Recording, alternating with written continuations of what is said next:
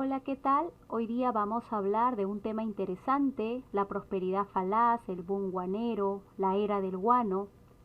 Forma parte de este segundo caudillismo. Es un periodo que surge entre 1845 y 1872.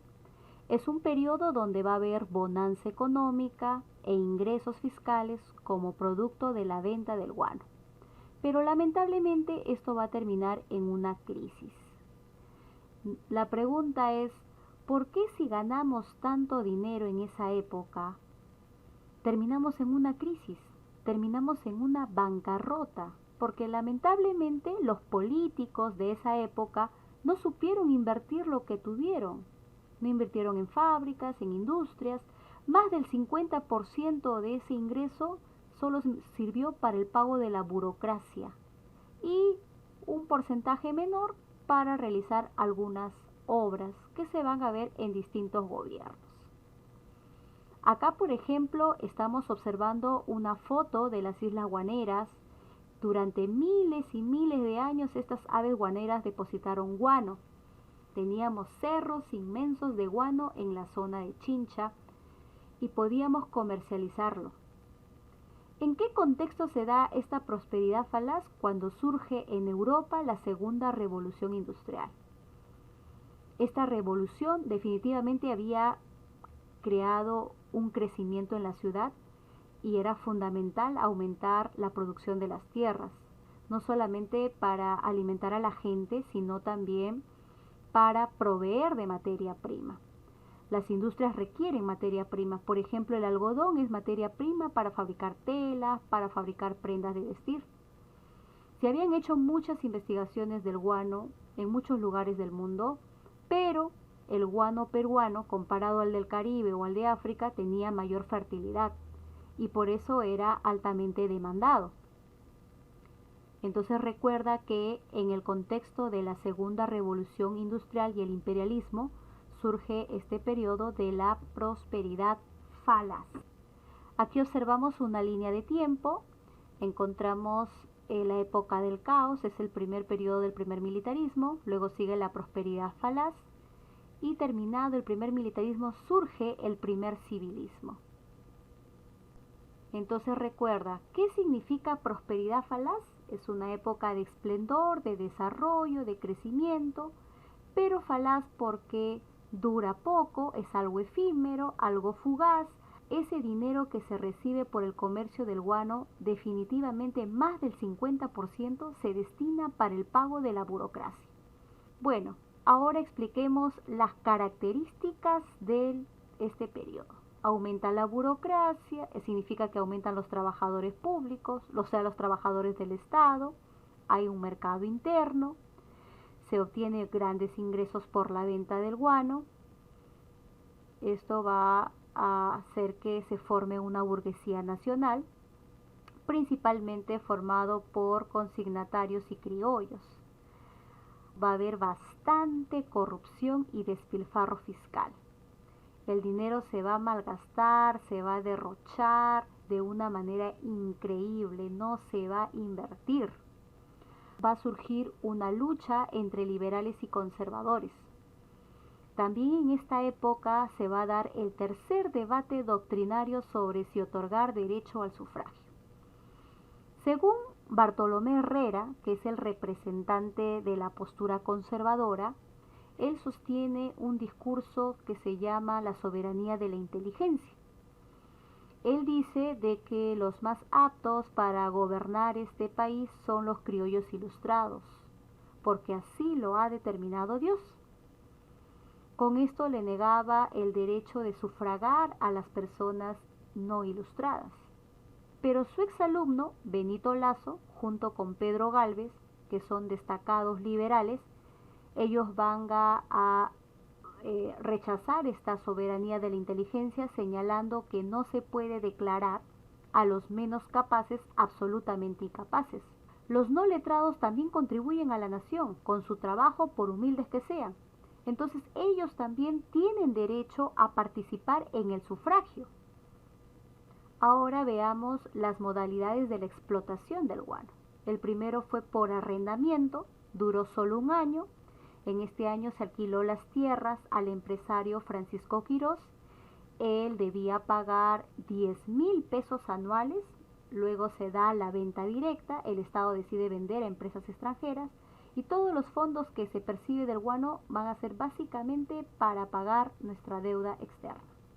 Otra modalidad son las consignaciones con extranjeros y también consignaciones con nacionales. Esto va a ocurrir en 1847 hasta 1869. El Estado contrata empresas extranjeras para que vendan el guano. Asimismo, el Estado va a contratar a empresas nacionales a partir de 1862 para poder buscar casas comerciales y negociar el guano.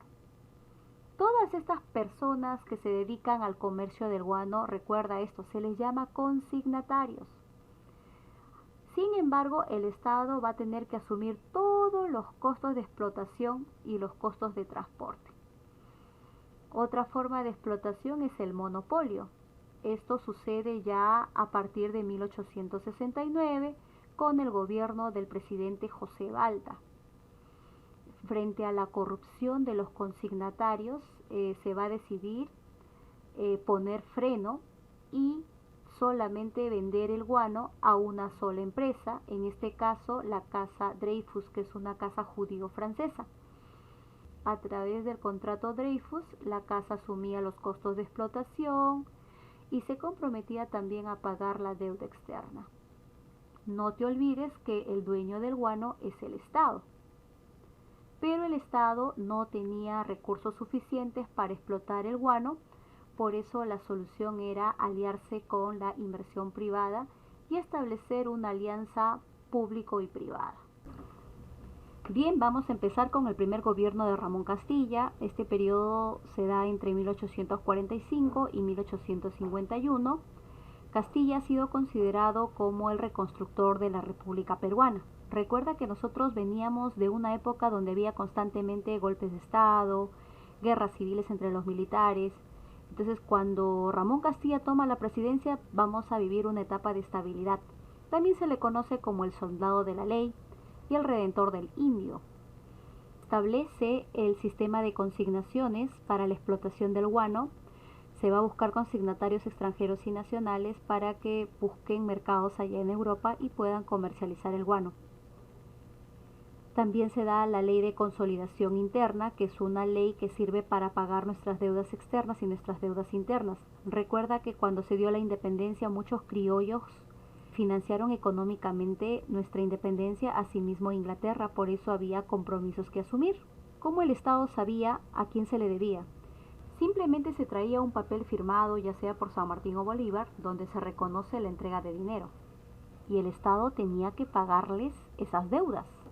También se intenta pagar la deuda externa con Inglaterra, Argentina, Chile, pero no se puede porque son deudas fuertes. Otra cosa interesante es que se elabora el primer presupuesto. Esto va a estar a cargo de Manuel del Río. Por primera vez se va a ordenar el tema económico, se va a hacer un presupuesto de lo que se va a gastar y de esta forma se va a saber en qué se destina el dinero del Estado. En el aspecto de defensa nacional, se crea la Escuela Militar de Bellavista. Se adquiere el primer buque de guerra llamado el buque El Rímac.